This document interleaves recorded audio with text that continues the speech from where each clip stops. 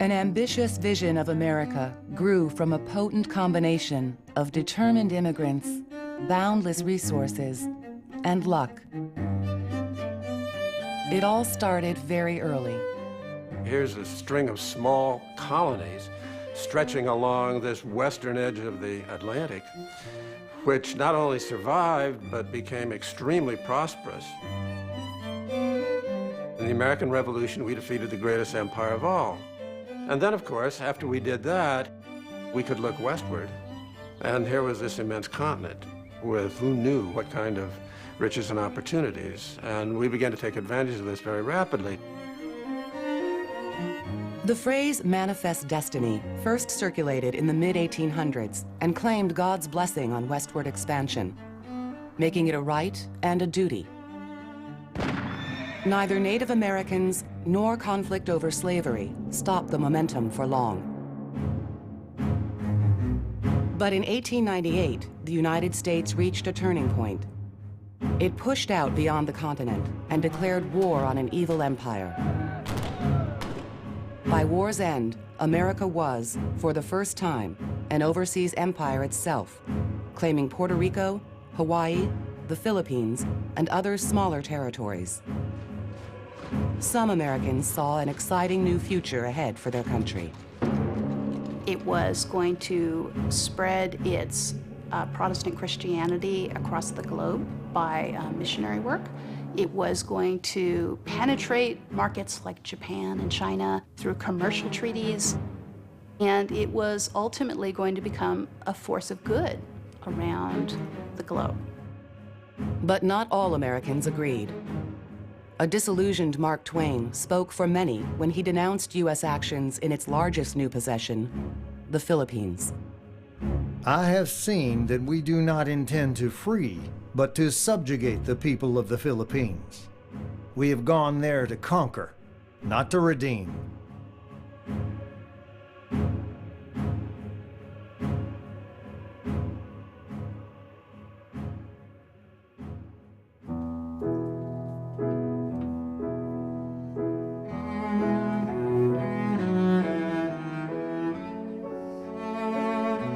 Empire was far from most Americans' minds when the decade began. The country's first Gilded Age was reaching its peak in 1890. The wealthiest 1% owned more than the other 99%, and it showed.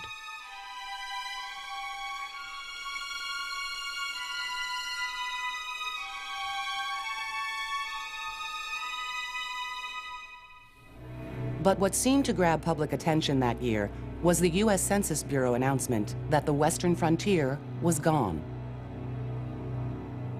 When the director of the census said, the frontier no longer exists, this had great symbolic importance to Americans, because as long as there had been an America, there had been a frontier. In America, the idea of a frontier was an idea that was very important even to people who never went anywhere near the frontier. They always felt that if things got bad enough wherever they lived, they could go to the frontier. The frontier was at the heart of Manifest Destiny, the rallying cry that propelled Americans across the continent. It played a critical role in the life of the nation, according to an up-and-coming historian. At the Chicago World's Fair in 1893, a young historian from the University of Wisconsin named Frederick Jackson Turner gives a paper. He says the frontier developed American democracy. What are we going to do if there's no more frontier? The American frontier developed American individualism. What are we going to do if there's no more frontier?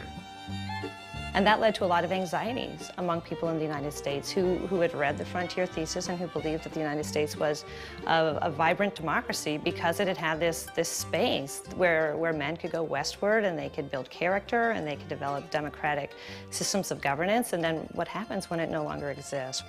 Of course, the Frontier Thesis is hogwash. I mean, the values of Jeffersonian democracy and liberty come from the Enlightenment. They come from the ideals of the Founding Fathers. I mean, I would say that the frontier, if anything, it encouraged people to be sociopaths, not to be liberals and Democrats. Yes, rough and ready individualism, but of a rather ugly sort. It encouraged people to murder Indians. If the frontier was not quite the incubator of democracy that Turner claimed, it was an escape valve for a restless young country with an exploding population.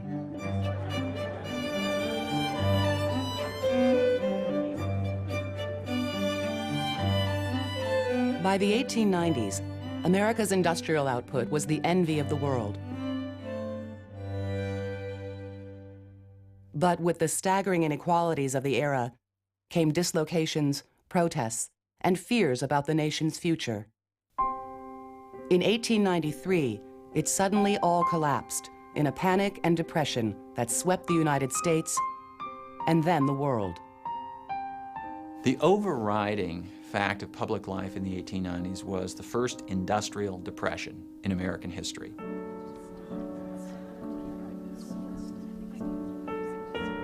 The economy was in dire straits, and hundreds of thousands of people were out of work. Riots, strikes, and other labor unrest triggered violent government responses, which shook the nation. As the Depression continued to spread misery, some began to think the crisis could be solved not by tackling social problems, but by finding new frontiers. Turner, in his own mind, by 1896-97, is very clear that now that the frontier is closed at home, we've got to find frontiers overseas. Not for American population, but for American goods, which have overproduced and created this great crisis in the 80s and the 90s. The idea of an export-only frontier had both symbolic and practical appeal. Why not keep going west, across the Pacific, all the way to China, with its millions of potential customers? And if some Americans were dreaming of Asian markets, others had even more expansive goals. While U.S. factories were churning out goods, the great powers of Europe were in the midst of an imperial land grab, divvying up previously unconquered parts of Africa and Asia. In the U.S., an ambitious young politician, Theodore Roosevelt, and his friends wanted a piece of the action. In the mid-1890s, a group, including Theodore Roosevelt, Henry Cabot Lodge, Alfred Thayer Mahan, and some others, began to talk as though the United States needed to assert its will and expand its values around the world. Other countries are getting empires. We need empires too. This was the age of a belief in the survival of the fittest, and they believed that Anglo-Saxon Americans were the fittest of all.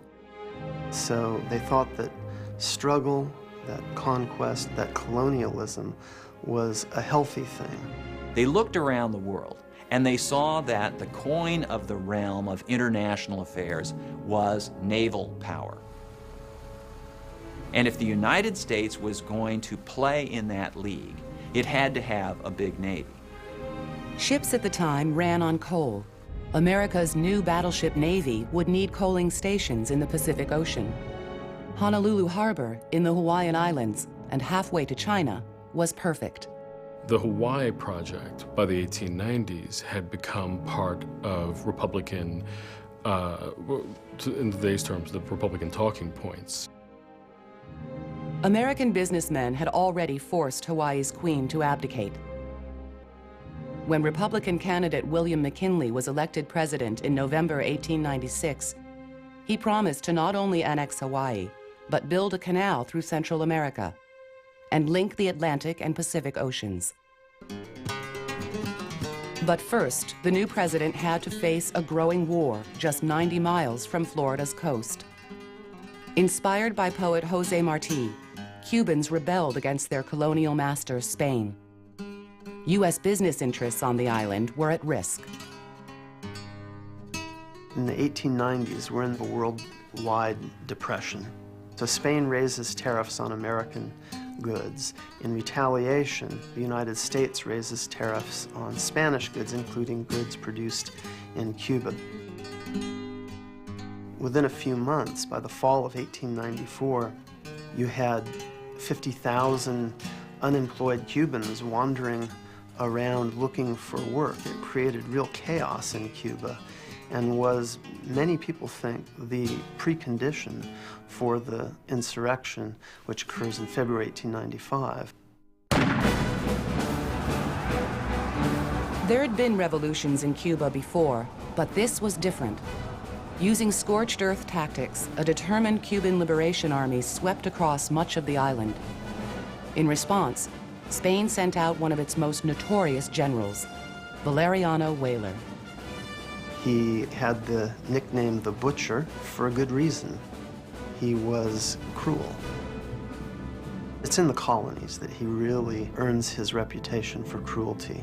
And when he was confronted about this later by journalists, he remarked that in war there's only one thing I have to do, and that's kill. General Weyler announced a policy he'd used before to demolish earlier rebellions in Cuba and other Spanish colonies: reconcentration.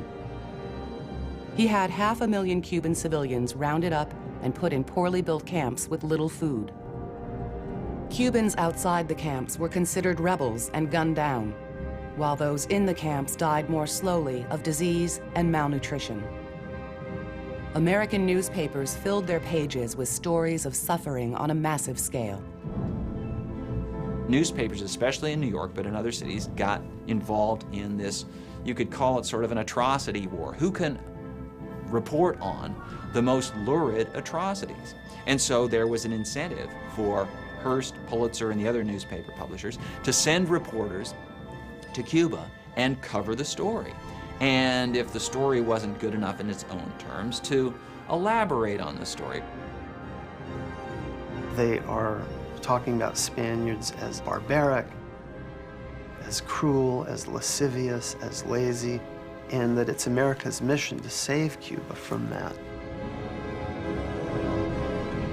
And a lot of the press coverage of the Cuban revolutionaries was very favorable, in the sense that if the United States was such an honorable country, if its citizens were really committed to this principle, then why weren't they doing anything about affairs in Cuba?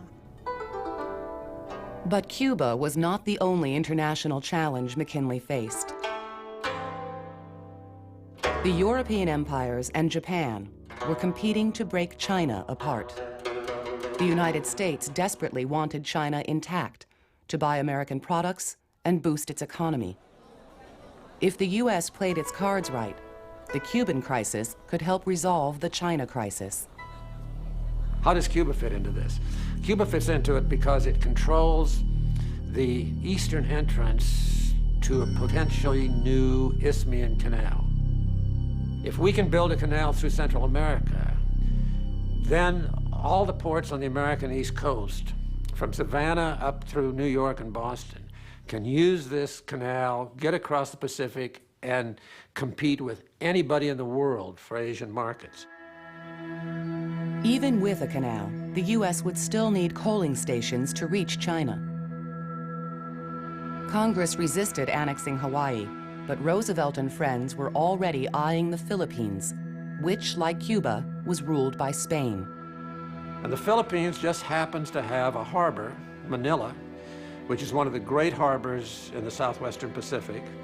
And if the United States can get Manila and put it together with this new battleship navy we've been developing in the 1890s, suddenly the United States is going to be a major player in Asia.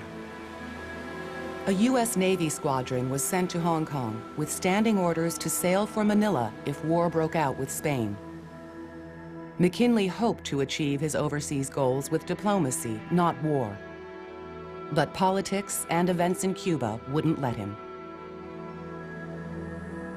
Whatever the exaggerations of the Yellow Press were, it was still a genocide. It was still a terrible disaster right at America's doorstep. And I believe that most Americans were genuinely moved for humanitarian reasons toward war. They weren't thinking about sugar profits, you know. But having said that, it would be naive to discount the importance of the midterm elections. Domestic politics played a role in Spain as well. A new liberal government in Madrid recalled the brutal General Weyler and proclaimed an end to reconcentration. But Spain's concessions only encouraged the Cubans to keep fighting. To protect substantial U.S. property in Cuba, and as a warning to Spain, McKinley sent the battleship Maine to lay anchor in Havana Harbor. And Spain finally in 1897 granted autonomy to Cuba. It was far short of independence, but the Spaniards hoped that it would be enough to satisfy McKinley. What changed all that, of course, was the Maine exploding. On February 15, 1898, the battleship Maine burst into flames with a roar.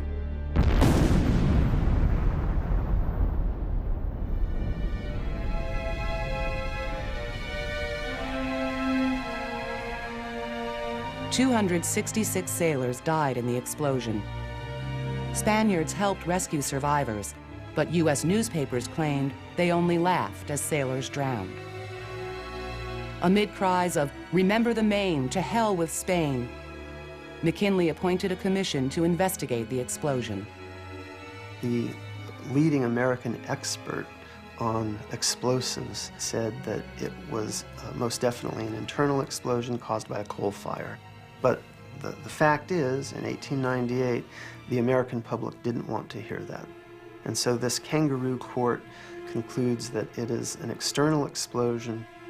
The only question is it a mine or is it a torpedo?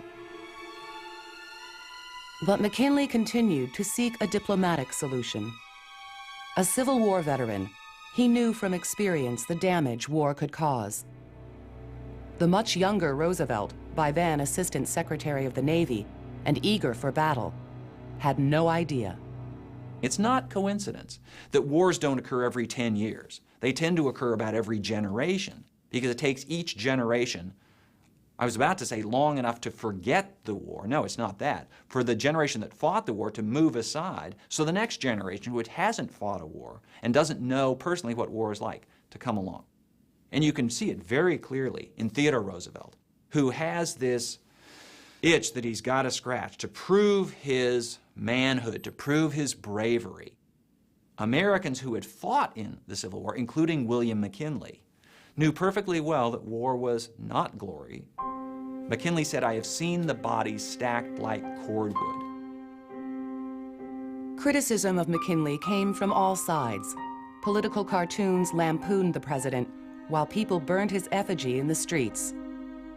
Theodore Roosevelt called his commander-in-chief a white-livered cur and claimed that McKinley had no more backbone than a chocolate eclair. Roosevelt is an enormously complicated person. He was living in a time period when earlier ideas about manly character were changing. So at the time of the Civil War, attributes like self-control and loyalty and morality were considered to be very, very significant among mid-19th century men. By the late 19th century, there comes to be more of a cult of bodybuilding, of lifting weights, and just having muscle just for the sake of having muscle. And Roosevelt knew if he wanted a political future, he could not be seen as a dandy, which he was, as an effeminate, wealthy, prissy dude. But part of it was, I think, he bought into it, and he wanted a war, regardless of the purpose. In a letter to his friend Lodge, Roosevelt declared, "I don't care whether our seacoast cities are bombarded or not. This country needs a war." I don't doubt for a minute that Roosevelt, Lodge, Mahan, and all the other expansionists were quite sincere in everything that they said. They sincerely believed that the United States needed to assert its will around the world. They were quite sincere in believing that the suffering Cubans would benefit from American intervention. And so, yeah, I think the first thing that they did is they sold themselves on this, and then they sold the country on it. On April 11, 1898, after last-minute negotiations with Spain collapsed, the president reluctantly asked Congress to declare war. Once he made that decision, his hesitation seemed to disappear. Elihu Root, who later became his Secretary of War, watched in wonder. He had a way of handling men so that they thought his ideas were their own. He was a man of great power. He cared nothing about the credit, but McKinley always had his way. McKinley understood in March and April of 1898 that the Cuban revolutionaries were winning a war against the Spanish colonialists, and McKinley did not want the Cubans to control Cuba. He believed that if they did, they would threaten some $50 million worth of U.S. property, particularly in sugar plantations, and that the Cubans were quite, as McKinley saw them, quite radical. Cubans had their own misgivings about the United States. After all, Americans had talked about annexing Cuba for decades. The Cubans are eager for that intervention. They had been working for it for years, but at the same time, of course, they feared it. They wanted to impose a number of conditions on the American intervention, but what they did get was a pledge that the American presence would be temporary. That's the Teller Amendment. Conveniently for McKinley, the Teller Amendment made no mention of another Spanish colony, the Philippines. He told one group of visitors to the White House that he could not have put his hands on a map on those, what he called those darned islands, and been within 1,000 miles of them. That's not true. We know now that before the war, for example, he was taking buggy rides around Washington with his young Assistant Secretary of the Navy, Theodore Roosevelt, and they were talking in some detailed terms about the Philippines. If we got rid of Spain and Cuba, we could get rid of Spain and the Philippines, and we would then have a key naval base close to China. So it was no coincidence that the first U.S. guns were fired far from Havana. In late April, a small Navy squadron led by Commodore George Dewey left Hong Kong Harbor. On May 1st, 5 weeks before American troops set foot on Cuban soil, Dewey's gunboats reached Manila Bay. Within 6 hours, his forces obliterated the Spanish fleet, sinking every ship. 400 Spanish sailors were killed or injured. No one expected such a swift and total victory.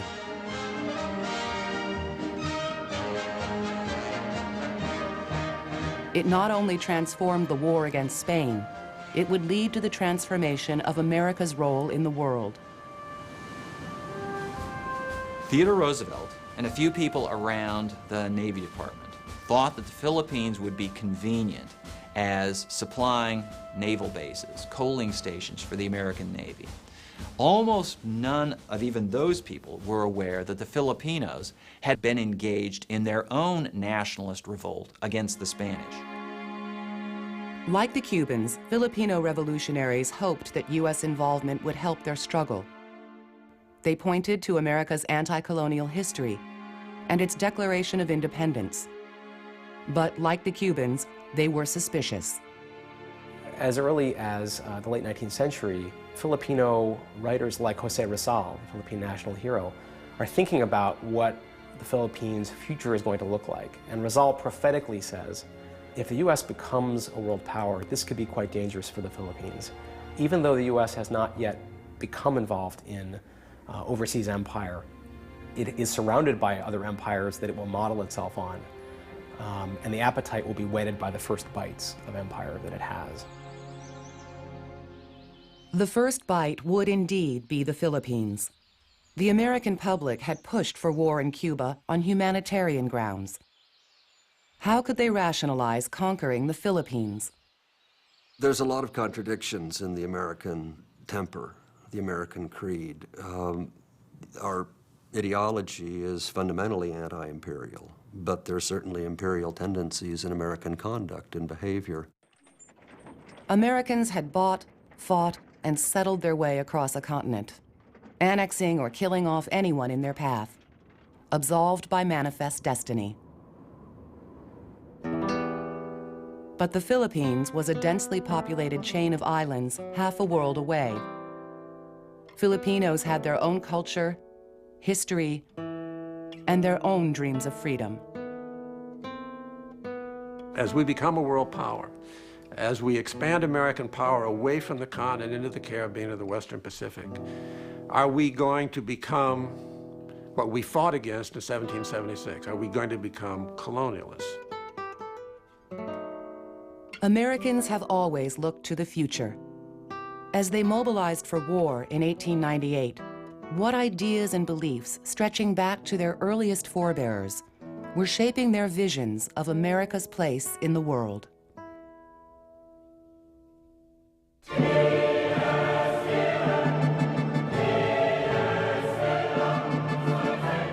In Genesis, the Bible says God gives Adam and Eve license to conquer the world.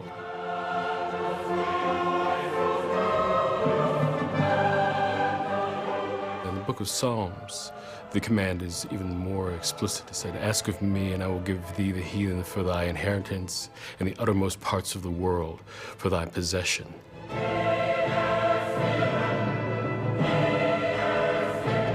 And people took that very seriously. It was there from the very beginning, this idea of expansion for territory, for profit, for the spread of civilization, Christianity, commerce. The English who came to North America in the early 17th century thought that they were, in some cases, chosen by God. They were exceptional in that regard. And many of them thought that they were the participants in a higher form of civilization than the Native Americans they encountered, for example, or than the African slaves that they soon brought over to the New World. Colonists' belief in their own superiority and their corresponding contempt for others would nurture the seeds of manifest destiny. Forests were meant to be cleared, fields plowed, and crops grown. Any other use of the land was a waste and a sin against God. Battles soon erupted between colonists and nearby Indians, setting the stage for centuries of brutal warfare. There was almost no one on the side of the settlers who thought that the Indians had any inherent or philosophical or divine right to the land. There really was a belief in their own civilization. There was a kind of cultural self-confidence, cultural arrogance that says the land goes to those people who can make the best use of it.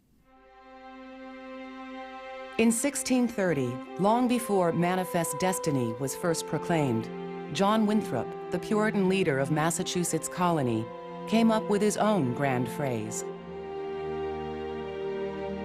"Consider that we shall be as a city upon a hill. The eyes of all people are upon us." Americans have always felt themselves to be exceptional, and I think Winthrop said this very clearly when he said we were a city on a hill. That is to say, we were above most other civilizations, looking down on them, and we had been put there by what he would call Providence, or God.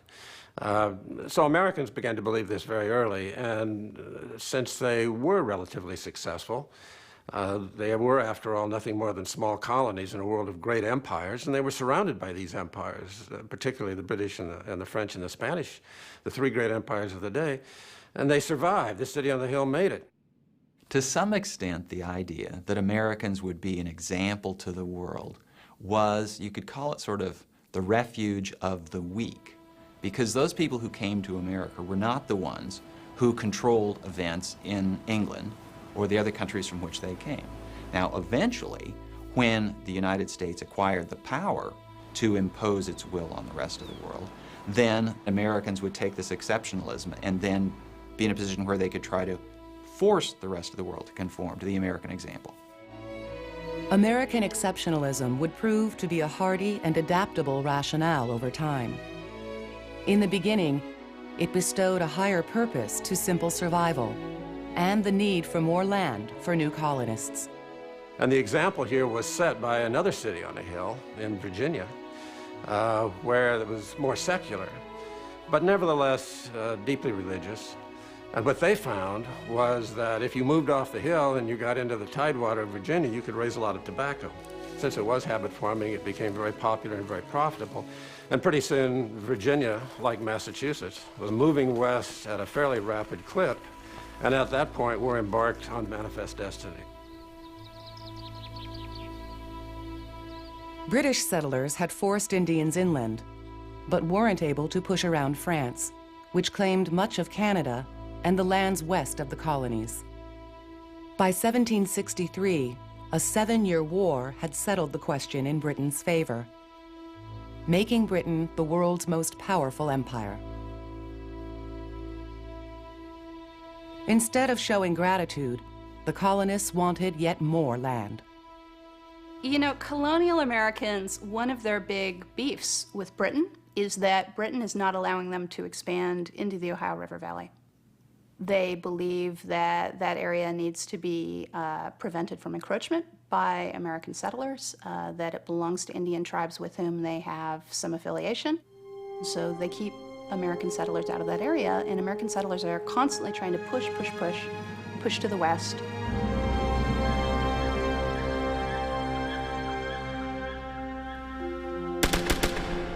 When Americans turned to revolution in 1775, land hunger played a role, but their stated reasons were much more lofty, setting a precedent for soaring phrases and ideals that would inspire millions around the world and lay the groundwork for manifest destiny.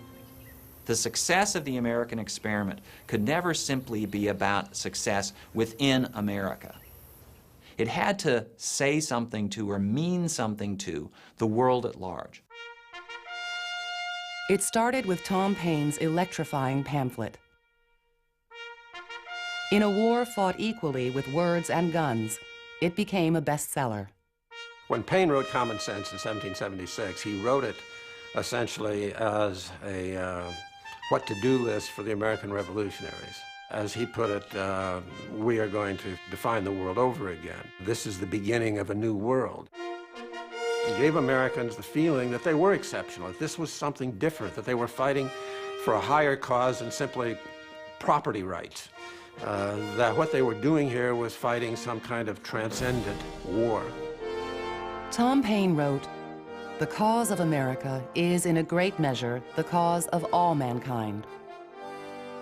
Though he may have been the first to claim American values were universal, Paine's stirring words were only a prelude to those a young Virginian, Thomas Jefferson, added to the revolutionary document he wrote a few months later, the Declaration of Independence. Our ideas are so extraordinary in the history of the world. We hold these truths to be self-evident that all men are created equal. Was almost an unprecedented statement to be made at the time. Because before that, the assumption was that people were unequal. The idea that Jefferson went on to say that they're endowed by their creator with certain unalienable rights, among them life, liberty, and the pursuit of happiness. Those are extraordinary things to follow and uphold because they're genius goals. So they inspire us, but I think that journey is going to be fraught with disappointments and failures. I don't do nobody nothing, she's done, but they hate me just the same. Along with white America's brutal treatment of Indians, the other glaring failure was slavery, where high-minded principles collided with a harsh reality, most famously among the revolutionary leaders from Virginia. Jefferson was a great slave owner, as was Madison, and as all the Southern leaders were at that time. And of course, that is one of the great contradictions of the American experience, that a people devoted to liberty should own slaves. At the same time, the justification of the revolution, with its ideas that all men are created equal, does contain this promise of liberation. And that's the moment when anti-slavery can be said to really begin as a powerful political force. Americans have never had a problem with contradiction. People who owned slaves had no problem saying, we're enslaved by the British, so we want to be free. So it would seem odd on the surface that when these newly freed people would start thinking about the future, they'd immediately start thinking of an empire of their own. And what's important to know here is that when people like Jefferson talk about empire, they're not talking about empire in the British sense. They don't want to have colonies. They think colonies are terrible. But they look out at the big continent of North America and they see old European empires that already look weak, like France and Spain, and they see an opportunity. Americans are so proud of what they've achieved with the Revolution and then with the Constitution that they think it's sort of natural and preordained that this system is going to spread across the continent. America did have many exceptional qualities and characteristics. It was the only republic in the world, a new form of government without kings and aristocracies. The American mission was to show that it was possible to realize these precious ideals in practice. Americans prided themselves on avoiding the constant warfare, corruption, and crowding they condemned in Europe. But even before they adopted the Constitution in 1787, political leaders realized the population was doubling every 2 decades. The only solution they saw was expansion to the west. The bottom line justification was we need more land because we got more people and they're all farmers and farmers need land. But at the same time, there had to be some sort of more principled justification, because otherwise we're simply stealing or otherwise forcibly acquiring other people's land. So how do you make this sound right? How do you make this comport with the principles of the Declaration of Independence, for example? So when Americans thought of an empire, they wanted an empire based on an extrapolation of their American Revolution. It would be an empire of liberty. It would be an empire based on the ability of people to govern themselves. But it would be an empire nonetheless. In the Republic's early decades, settlers often took the lead in expansion, and the government played follow-up. But in 1803, President Thomas Jefferson doubled the young nation's size with the stroke of a pen. He bought the Louisiana Territory from France, which had recently reclaimed it. Neither the Native Americans throughout the vast area nor the Creoles and other residents of its main city, New Orleans, were consulted. So Jefferson sets up a military commander, and then what he does is wait for the Americans, who are doubling their population every 22 years, to move in to New Orleans. It's fascinating to watch Jefferson, whom we think of as the great figure in American democracy, imposing military control over New Orleans after we purchased Louisiana. And Jefferson does this for a very explicit reason. He is smart enough to see that when you start talking about democracy, you better know how the results of the democracy are going to turn out. If you'd have had an election in New Orleans in 1803, 1804, the result probably would have been to leave the United States. It was Jefferson who first proclaimed an empire of liberty, but he could not prevent a crisis slowly brewing in the new republic, one he'd helped create, the expansion of slavery. Sometimes I feel like a motherless child, Jefferson doesn't know what to do about it. As he says, you know, we have the wolf by the ears. We can neither hold him nor let him go.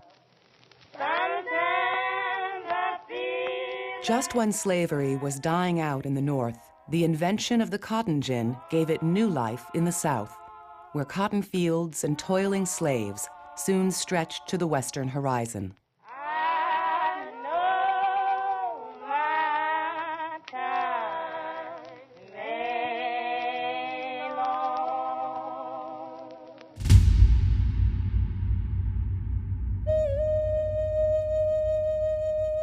Along the frontier, Native Americans faced pressures that further divided and weakened them.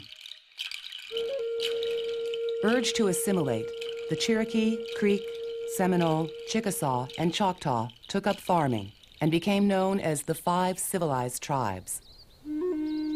But by the 1830s, President Andrew Jackson wanted their land without them on it. Jackson may not have invented the term manifest destiny, but he embodied it.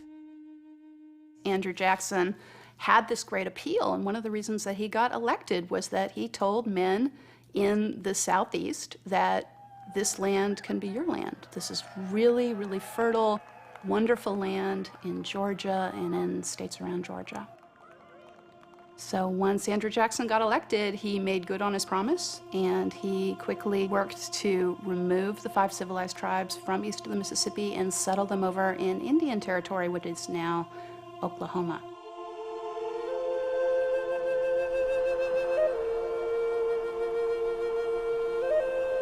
Along with forced removals, pitched battles and massacres would drive Indians off almost all their lands by the 1890s.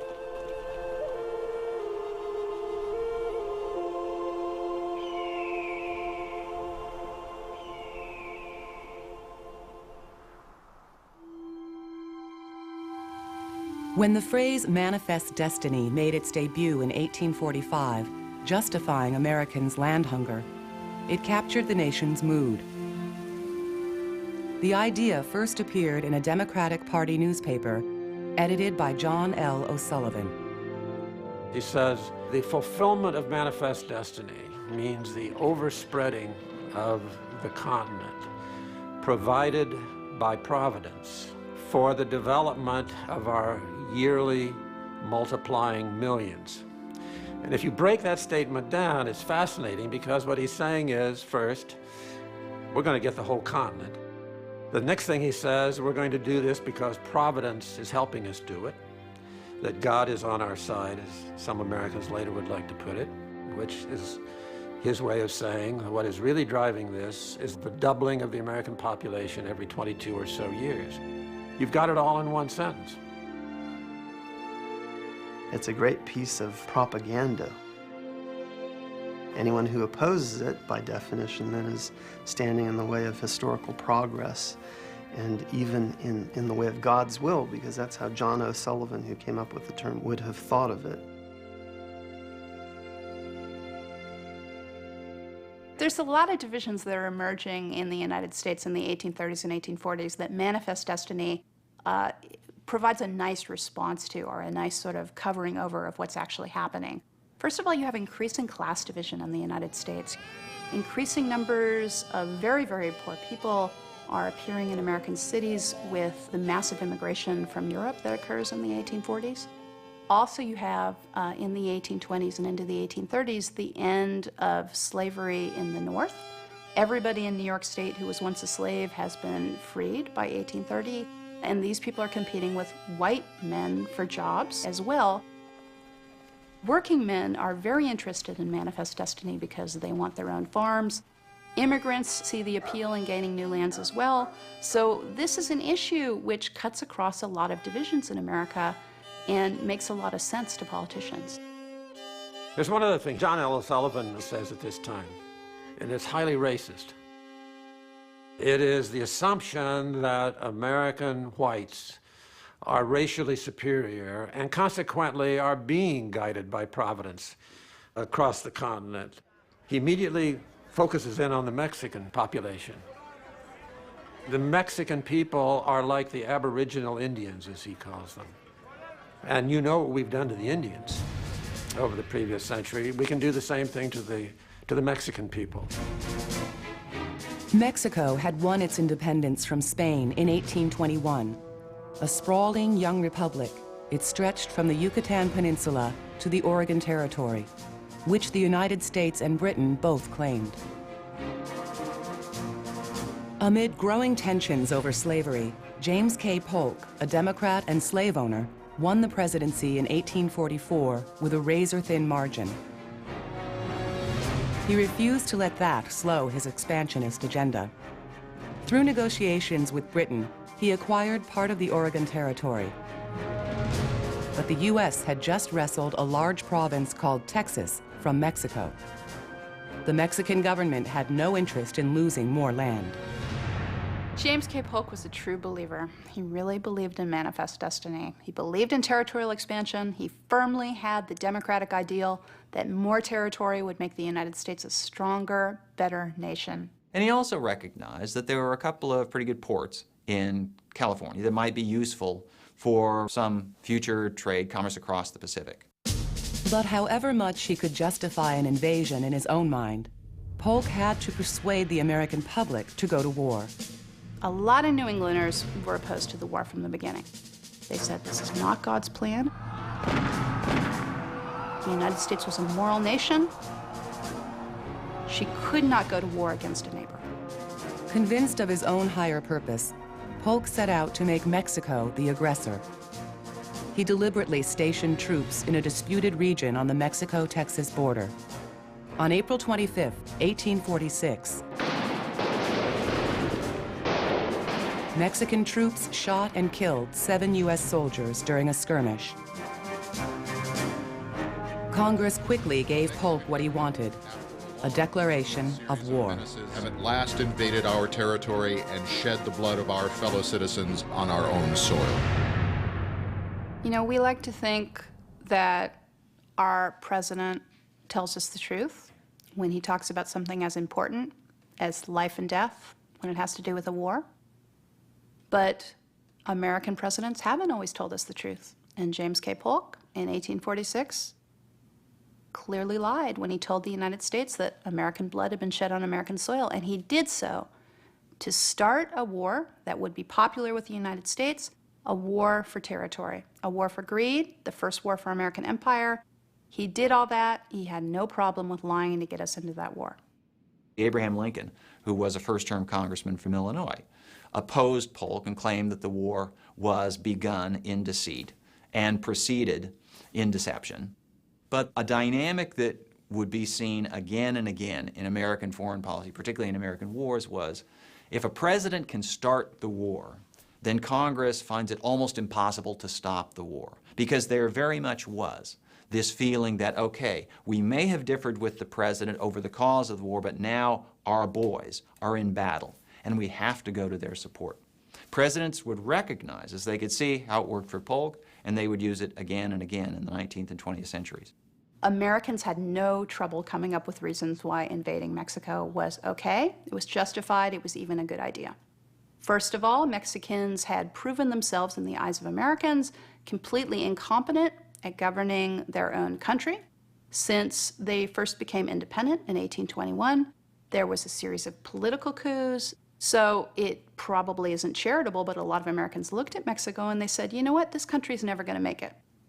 They saw a population which they believed inferior to themselves. They saw beautiful lands which they believed were not being farmed properly, were not being used properly. So Americans looked at that and they said, well, this land would be better utilized, according to God's plan, in the hands of Anglo-Saxons.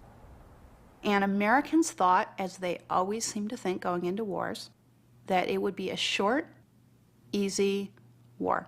Maybe one battle, whoop the Mexicans, Mexico would capitulate, and we would come back home. Everything went according to plan, at first.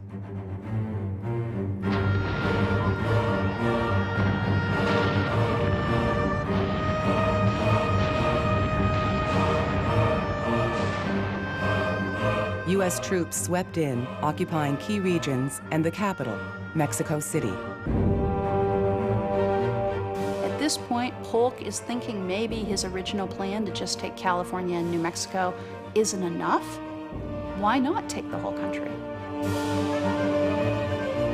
But at the same time, you hear a lot of people in the United States say, no, let's end the war now. Mexico was a new kind of war. White Americans had long ignored the inherent tension between expansion and democracy when fighting Indians.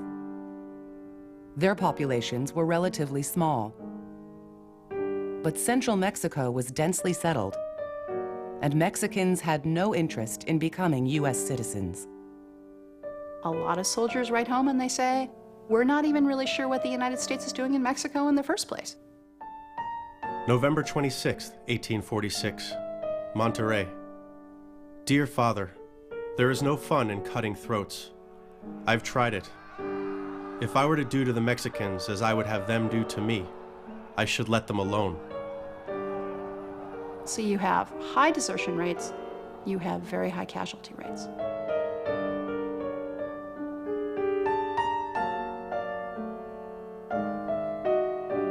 In 1848, after 2 years of war, occupation, and violent resistance, the United States settled for what it initially wanted, California and the Southwest, making it a continental power that stretched from the Atlantic to the Pacific.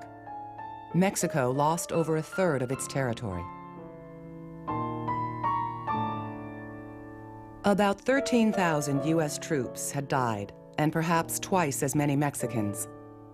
In years to come, Americans would largely forget the U.S.-Mexico War. Mexicans and other Latin Americans would not.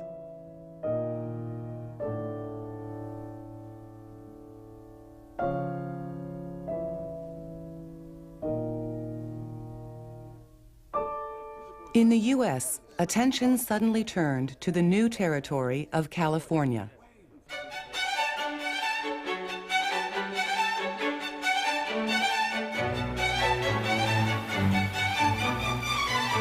Not long after the treaty with Mexico was signed, reports of a certain shiny yellow metal in streams and rivers started an international stampede.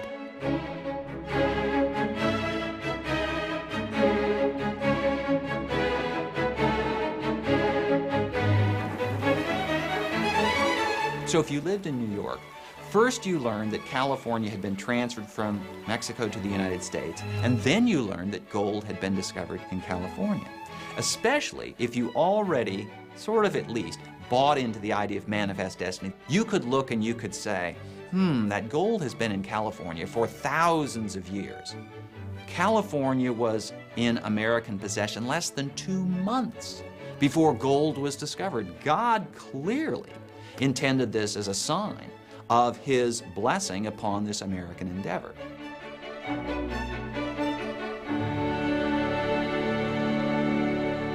By the end of his term in office in 1848, President Polk had almost doubled American territory. He'd promised to be a one-term president, and he was. A grim, hard-working man, Polk died 6 months after he left the White House, probably from exhaustion. The business he left unfinished, whether slavery could be expanded into the new territories he'd won, would tear the country apart little more than a decade later, during the presidency of Abraham Lincoln.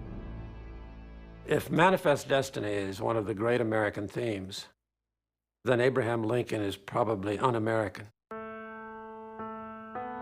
In 1860-61, Lincoln had to make a historic decision about this expansionism. There was a deal worked out in 1861 called the Crittenden Compromise. There'd been deals and compromises about slavery going back to the Constitution, when slaves were counted as 3/5 of a person to give slave-owning states more votes in Congress. Senator Crittenden from the slave state of Kentucky proposed keeping half of the territory Polk had taken from Mexico open to slavery. Lincoln saw this coming, and he said, what the Crittenden Compromise does is to essentially assure the South that if they expand, as we think they will, we will protect slavery. He said, we're not going to do that. The only manifest destiny, he says, that we should have is the prevention of the expansion of slavery. And so he kills the Crittenden Compromise. Lincoln stood alone and said, I am not going to accept the further expansion of slavery. And when he said that, the Southern representatives and Southerners left Washington. I mean, this was now, the Civil War had become inevitable.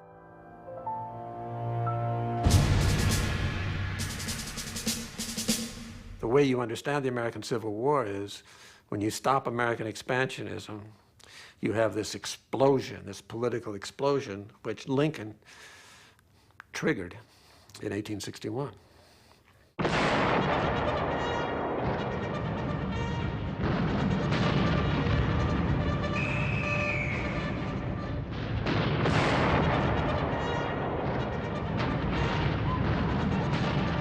The bitterly fought Civil War forcibly rejoined the fractured nation and put an end to slavery. The level of bloodletting was appalling. Over 600,000 deaths, including, finally, Lincoln himself.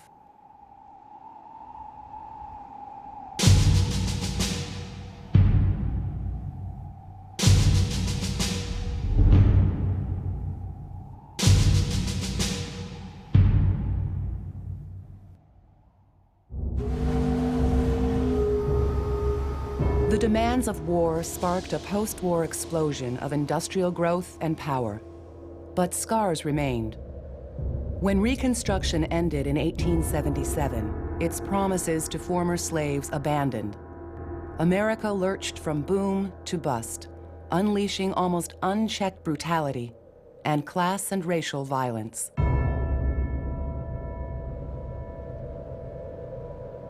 And there were recorded 161 African Americans lynched in 1892. And for the rest of that decade, there were on average 100 recorded lynchings in the United States. But it wasn't just African Americans. There are instances where Mexicans are lynched in the western part of the country. European immigrants are lynched, hunted down, murdered in the streets. The number of lynchings and the ferocity of the lynchings has a lot to do with economic competition, because throughout this period, what we're talking about is very hard economic times. But that was not how the United States wanted to see itself. A post-Civil War painting, reproduced countless times, presented a very different picture. John Gast makes a painting of Manifest Destiny. Manifest Destiny as it occurred before the Civil War. In this painting, he represented Manifest Destiny, or American Progress, depending on how you look at it, as a very scantily clad, allegorical female figure, and she is leading settlers across the frontier. In one hand, she's holding a telegraph line, and in the other hand, she's holding a book. So here is an image of American Manifest Destiny that is female, it's peaceful, and it's about progress. Now, in the left-hand side of the painting, what you see is actually a number of Native Americans who are fleeing from this female figure out of fear, I guess, from how beautiful she is, or the settlers that follow in her wake. Great painting. Nobody has guns in this painting. Nobody is trying to shoot anybody. Nobody's going to war against a neighbor. No one is attacking Mexican civilians. There's no war here at all. It's as if the United States gained its continental empire through a peaceful process of progress. And this is what's leading these settlers westward, not violence. Violence would be unavoidable in the summer of 1898. The United States, bursting with pride over Dewey's victory in Manila, was preparing to invade Cuba, facing for the first time the prospect of a two-front war far from home. If Americans preferred a fictional version of their past, how clearly could they see their future?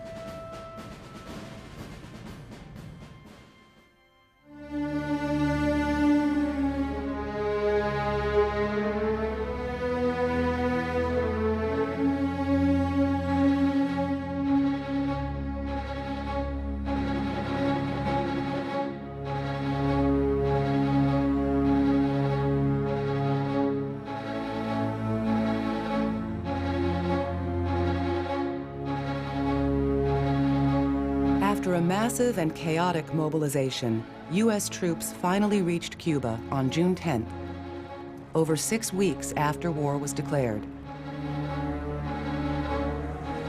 Americans first stepped ashore at Guantanamo Bay and almost immediately turned against those they'd come to help, the Cuban revolutionaries.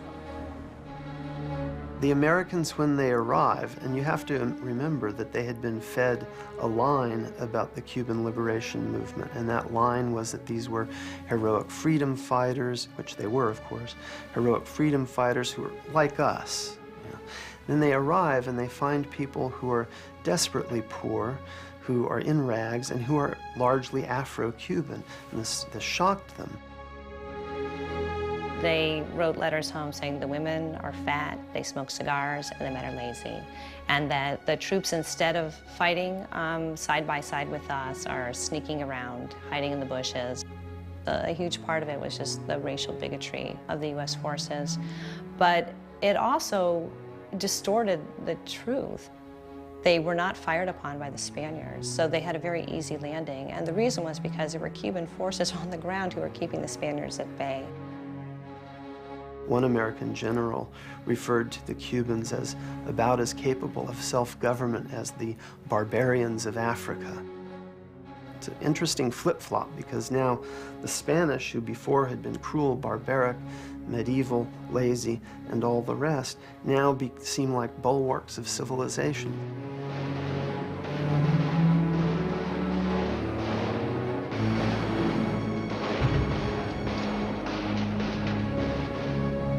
Within 5 weeks, the fighting was all over. Of the almost 3,000 U.S. troops who died in Cuba, over 90% died of disease, and most of them after the war ended. After Americans expended American blood and American treasure to secure Cuban independence from Spain, a lot of people in the United States began asking, okay, fine, but what's in it for us? The Teller Amendment had promised Cuban independence, so Congress overrode it with the Platt Amendment, which gave the Cubans only limited self-government. The Platt Amendment also claimed Guantanamo Bay for the U.S. to guard the canal America hoped to build. We would have the right to intervene in Cuba if Cuba became unstable. We would have the final say over how Cuba conducted itself economically, and that Cuba would always have to remain open to American investments, which were already considerable, over $50 million. And we then told the Cubans to accept it. The Cubans, not surprisingly, objected strenuously. Cubans have been fighting for 3.5 years for a vision of Cuba not only as independent, but as a democratic, liberal society. Many of them also believed in a society of racial equality. What happens is America essentially replaces Spain at the top and reimposes the rule by the white elite and rule in the interests of property, in the interests of sugar and of tobacco and of commercial agriculture. U.S. fighting in Cuba was almost too brief for one warmonger. Theodore Roosevelt had resigned from the Navy Department and donned a uniform to prove he could fight. His part in this battle was modest.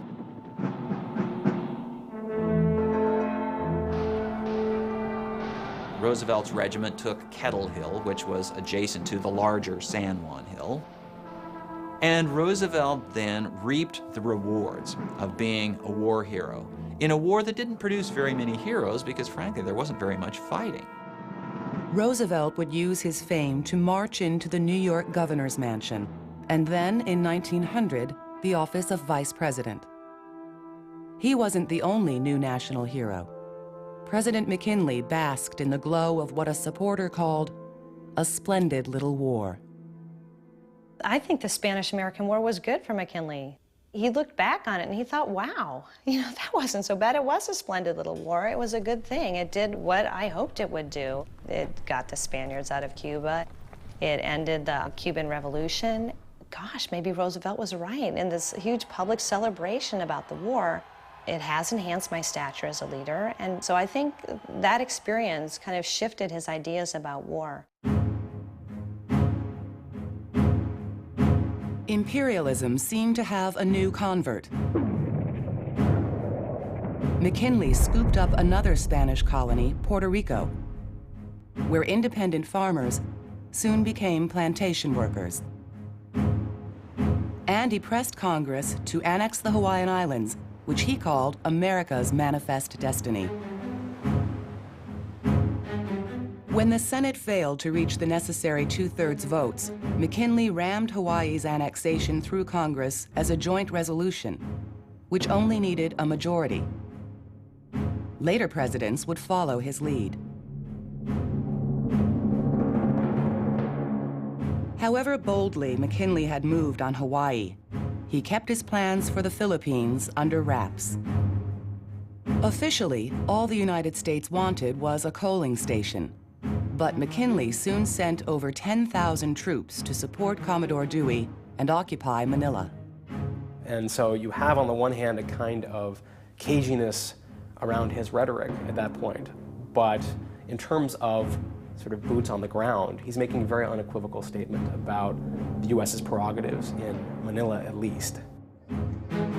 So McKinley goes into this war not only to make sure Cuba remains a safe place for American investment, but goes into the war clearly in order to get the United States involved in Asia for the first time in a major way. That's why this war of 1898 is so important in American history. You put this all together, American economic power, American military power with this new Navy, and American presidential power to exercise all of these new facets of American history, you really find a new America, a new empire, as it was called in 1900. As peace negotiations between the U.S. and Spain began, Roosevelt, Lodge, and their allies started the campaign for Philippine annexation. Outraged opponents, including reformer Jane Addams, industrialist Andrew Carnegie, and writer Mark Twain, founded the Anti-Imperialist League.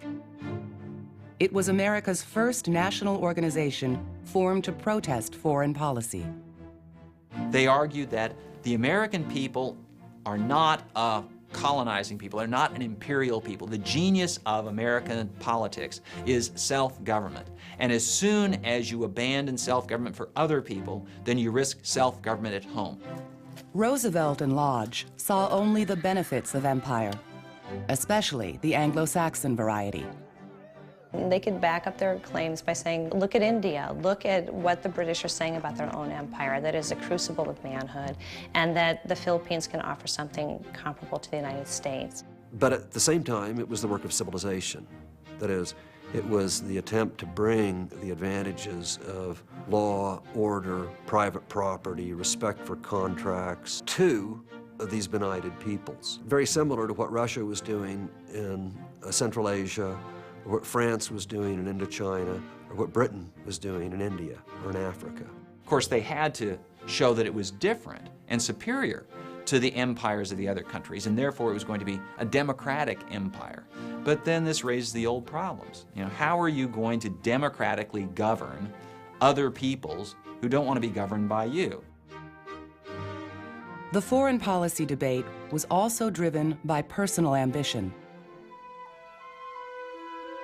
Roosevelt had his eye on the presidency. He's one of the most political men and ambitious politicians of this age, without a doubt. And Roosevelt's chances of winning the presidency either in 1904, 1908, 1912 would be terrifically damaged, maybe irreparably damaged, if they lost this fight over the Philippines and Philippine annexation. They're not concerned with the Philippines and the Filipinos necessarily. Strategically, taking the Philippines was a silly move. The United States was in no better position to defend it than Spain. At the same time, Roosevelt and his allies argued that if the U.S. did not claim the Philippines, another nation would. But that argument fell flat with the Anti-Imperialist League and other concerned Americans. They were people who feared presidential power. And they saw that in order to control Cuba and the Philippines, you're going to have a very strong executive. And McKinley was developing those presidential powers in new ways, very important ways. And they saw the war, therefore, as doubly dangerous. Not only was the United States getting involved in areas it was going to have trouble controlling, but we were creating a presidency at home that we were going to have trouble controlling. While debate raged in the Senate and across the nation, the remaining Spanish troops in Manila surrendered to the U.S. Army in a ceremony designed to exclude the Filipinos. And President McKinley set out to ensure annexation in his own quiet way. There is something a little peculiar about McKinley's action, in the sense that he was always pleading, conquest is the furthest thing from our mind. It's alien to American traditions. Our motives are utterly upright and pure. And at the end of the day, the United States found itself in possession of this vast empire. It was all on the up and up, according to him. Along with whistle-stop public speeches, McKinley staged private charm offensives with important constituencies, such as Protestant church leaders eager to send missionaries abroad. And when the Methodist ministers asked McKinley exactly why we were going to make this large leap across the Pacific to the Philippines, McKinley said that he had worried about this many nights and he had not been able to sleep. And suddenly one night this voice came to him which said that he had to annex the Philippines. He could not give it back to the Filipinos because they were not prepared to govern it. He could not just leave it because if he left it, the other imperial powers would move in, the British, the Germans, the Japanese would move in. And he said, quote, that would be bad business, unquote. He might have heard voices, but he had thought very carefully about this. And many American churches justified this imperialism, particularly, as McKinley said, in order to Christianize the Philippines. That the Philippines had been Roman Catholic for 300 years somehow was beside the point. There were thousands of U.S. troops in the Philippines, and the peace treaty was still weeks from being ratified when McKinley announced his new colonial policy. We come, not as invaders or conquerors, but as friends.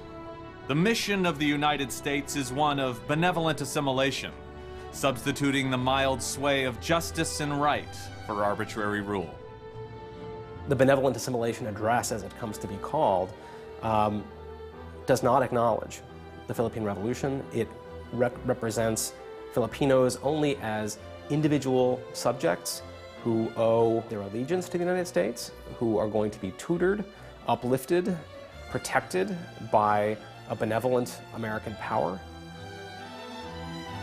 And it's circulated precisely to try to persuade Filipinos of Americans' good intentions. And in fact, after 1899, this process of assimilation is going to be quite brutal. While some Filipino elites welcomed U.S. occupation, nationalists had already declared themselves independent, with Emilio Aguinaldo as their president. The United States ignored them. On February 6, 1900, after extensive White House arm twisting, the Senate ratified the treaty with Spain by a one-vote margin and made the Philippines an American colony.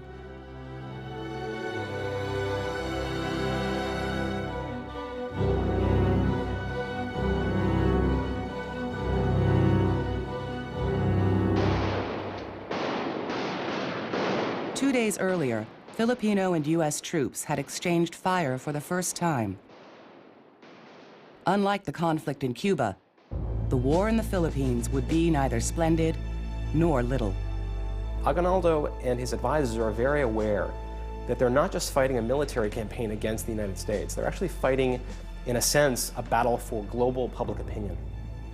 And so we have memoranda within Aguinaldo's movement giving instructions to his commanders saying, make sure that when you take prisoners to treat them humanely, because we are on trial before the entire world. U.S. troops, seasoned veterans of the Plains Indian Wars, decimated Filipino army ranks.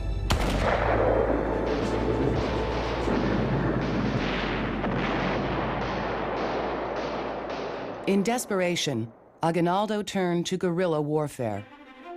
In response, the U.S. military claimed the right to use savage tactics against people they began to call savages. With both sides killing suspected collaborators, the level of violence quickly escalated. But in the spring of 1900, what first drew America to the Philippines exploded in chaos and war. China. Angered by the great empires carving up their homeland, the Chinese attacked foreign embassies in Beijing.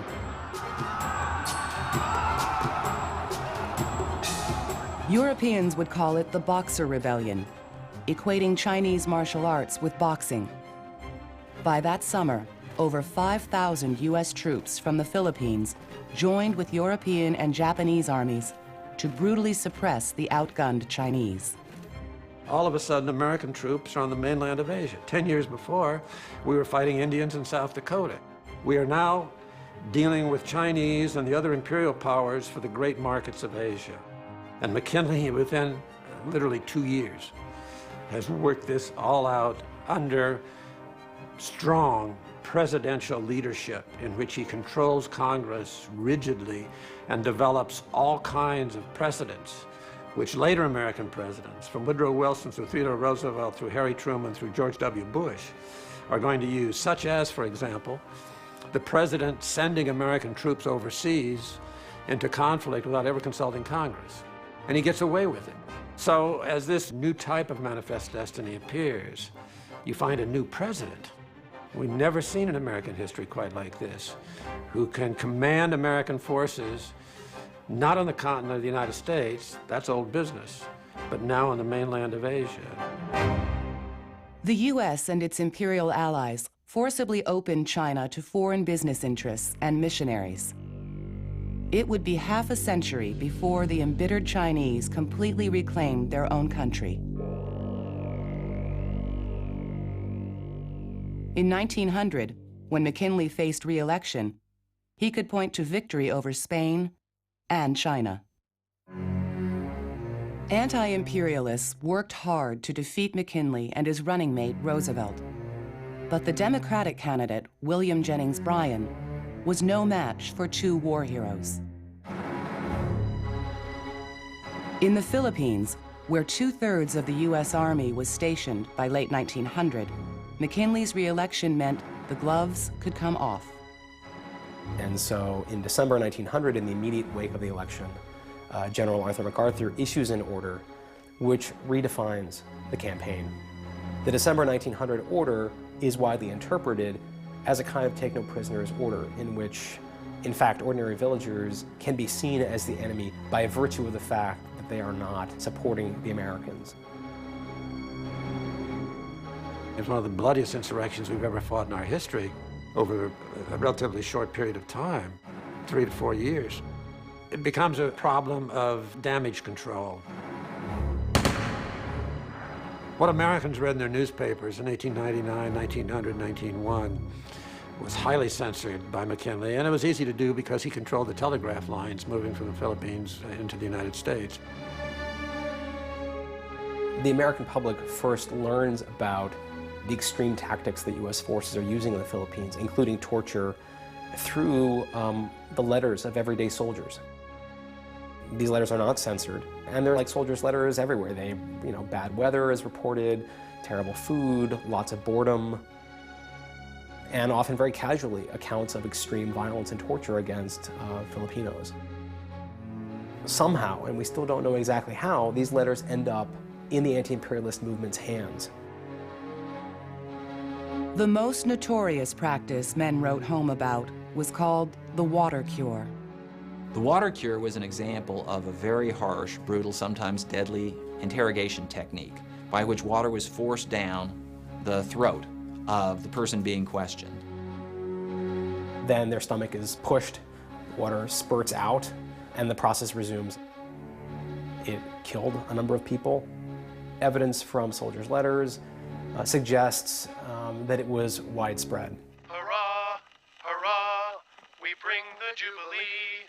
Hurrah, hurrah, the flag that makes him free. We see photographs taken of it. We see poems, jokes, and songs written about it. This is not something that soldiers felt like they needed to hide, at least initially, which suggests that the moral climate among these soldiers was one in which these forms of torture were seen as either standard operating procedure or things that were fun. Get the good old syringe, boys, and fill it to the brim. We've caught another nigger and we'll operate on him. Then, in 1901, the U.S. military turned to the same policy that Spain's General Weyler had used against Cubans: reconcentration. It was exactly what first inflamed American public opinion and led to war in 1898. Shove in the nozzle deep and let him taste of liberty, shouting the battle cry of freedom. And in fact, reconcentration camps in the Philippines, as elsewhere, will be sites of mass death, of unknowable scale. Perhaps as many as 100,000 people may have died during and after the reconcentration camps of Batangas as a result of starvation and disease.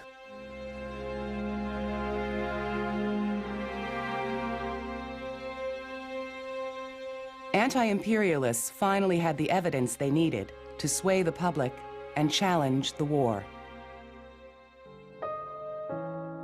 But tragedy at home would distract Americans from the war's unfolding nightmare.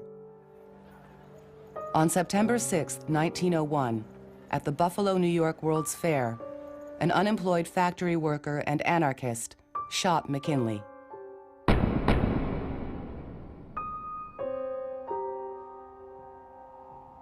The president died 6 days later.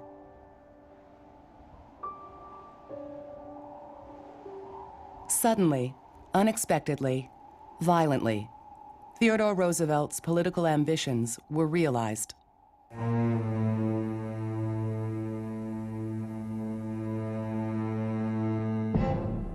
The new administration faced public demands for hearings about the war in the Philippines and reluctantly summoned soldiers to Washington. Many of these soldiers will testify to having participated in or having witnessed forms of torture in the Philippines. And when this is exposed, this raises the issue of torture in the public debate in a way that it had never been raised before. And it was very disillusioning to Americans because very many of them thought they had gone into the Philippines for the good of the Philippine people. And they thought that they were going to go into the Philippines and be greeted as liberators. After all, the United States had liberated the Philippines from Spanish oppression. It's a debate in which the administration is really for the first time forced on the defensive. The arguments they make are, on the one hand, that where there are extreme tactics, they're being carried out by soldiers on the ground in a few lamentable cases. They also, though, make the argument that the U.S. is fighting an exceptional kind of war against an exceptional and new kind of enemy, and that this requires new tactics, including extreme tactics that may involve torture. Officially sanctioned torture was not what most Americans associated with the United States. As upwards of 300,000 Filipinos died from war and disease, Americans asked themselves how their city on a hill and empire of liberty had turned into mandated atrocities in faraway lands.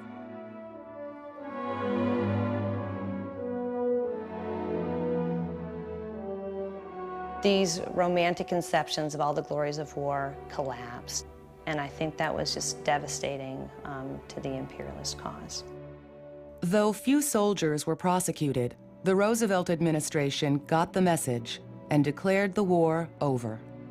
In fact, in many parts of the Philippines, resistance will continue against U.S. authority for as long as a decade. But by mid-1902, there's important strategic reasons for declaring the war over as well. Now, Washington Post editorial notes at one point that the administration has declared the war on the Philippines over 5 or 6 times already, but a bad thing cannot be killed too often. So by about 1902, Americans had really had some serious second thoughts about the whole project of empire.